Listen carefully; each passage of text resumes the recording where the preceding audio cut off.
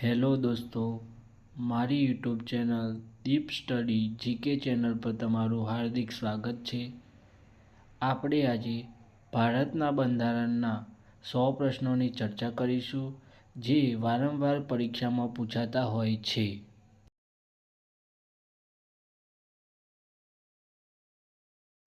પ્રશ્ન number 1.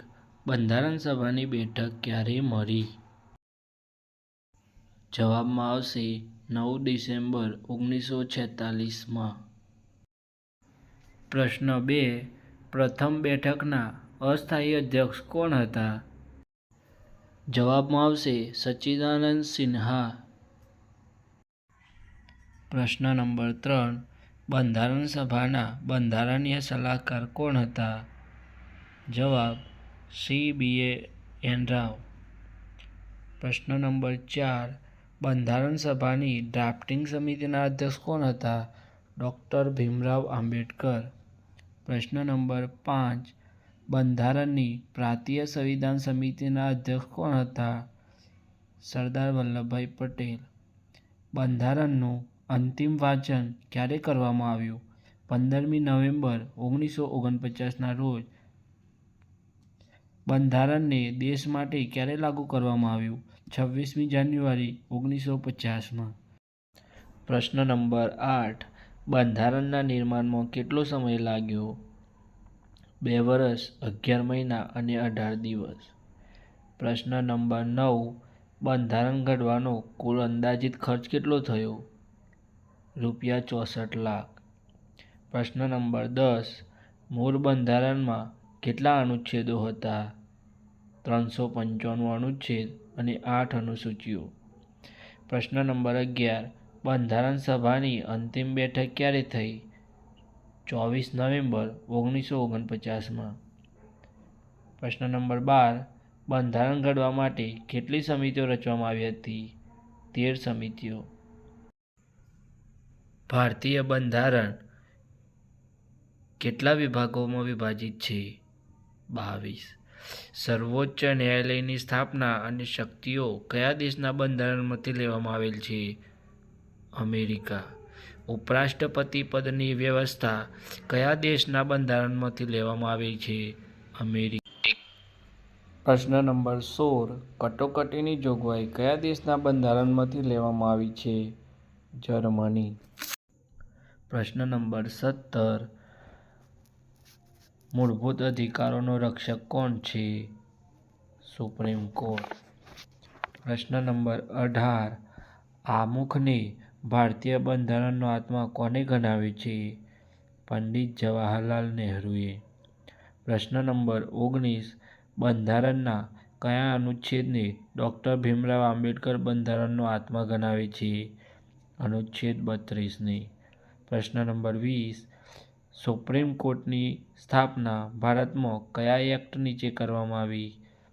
1773 regulating act મુજબ. પ્રશ્ન નંબર 21. ભારતીય બંધારણમાં સંસદીય પ્રણાલી કયા દેશ પાસેથી લેવામાં આવી છે? બ્રિટન પાસેથી. પ્રશ્ન નંબર 22. સમાનતાનો અધિકાર કયા અનુચ્છેદ હેઠળ છે? અનુચ્છેદ 14થી 18. પ્રશ્ન નંબર 23. કયા વર્ષે કઈ સરકાર દ્વારા ભારત રત્ન પુરસ્કાર પર પ્રતિબંધ લાદવામાં આવ્યો હતો? 1977માં જનતા દળ સરકાર દ્વારા. પ્રશ્ન નંબર 24. ભારતના બંધારણમાં પુખ્ત મતાધિકાર કેટલા વર્ષે આપવામાં આવે છે? 18 વર્ષે. ભારતમાં હાલમાં કેટલી હાઈકોર્ટ છે? 24 હાઈકોર્ટ. પ્રશ્ન નંબર 26. નવા રાજ્યની રચના કરવા અંગેનું વિધેયક સંસદમાં રજૂ કરતા પહેલા કોની મંજૂરી અનિવાર્ય છે? રાષ્ટ્રપતિની. પ્રશ્ન નંબર 27. સંસદના ઉપલા ગૃહને શું કહેવામાં આવે છે? રાજ્યસભા. પ્રશ્ન નંબર 28. રાજ્યસભાના કેટલા સભ્યોની નિમણૂક રાષ્ટ્રપતિ કરે છે? 12 સભ્યોની. પ્રશ્ન નંબર 29. સંસદનું કયું ગૃહ કાયમી ગણાય છે? રાજ્યસભા. પ્રશ્ન નંબર 30. સંસદના ઘટકો કયા કયા છે? રાજ્યસભા, લોકસભા અને રાષ્ટ્રપતિ. પ્રશ્ન નંબર 31. કટોકટી સમયે લોકસભાની અવધિ કેટલા સમય માટે વધારી શકાય? 1 વર્ષ માટે. પ્રશ્ન નંબર 32. ભારતીય બંધારણમાં કટોકટીનો ઉલ્લેખ કયા અનુચ્છેદોમાં કરવામાં આવ્યો છે? અનુચ્છેદ 352, 356, 360. પ્રશ્ન નંબર 33. કયા અનુચ્છેદ પ્રમાણે રાષ્ટ્રપતિ રાજ્યમાં રાષ્ટ્રપતિ શાસન લાગુ કરી શકે? અનુચ્છેદ 356 અને અનુચ્છેદ 365. પ્રશ્ન નંબર 34. ભારતમાં સૌપ્રથમ બંધારણીય સુધારો ક્યારે કરવામાં આવ્યો? 1951માં. પ્રશ્ન નંબર 35. એડવોકેટ જનરલની નિમણૂક કોણ કરે છે? રાજ્યપાલ. પ્રશ્ન નંબર 36. જાહેર હિસાબ સમિતિમાં કેટલા સભ્યો હોય છે? કુલ 22, 15 લોકસભામાંથી અને 7 રાજ્યસભામાંથી. પ્રશ્ન નંબર 37.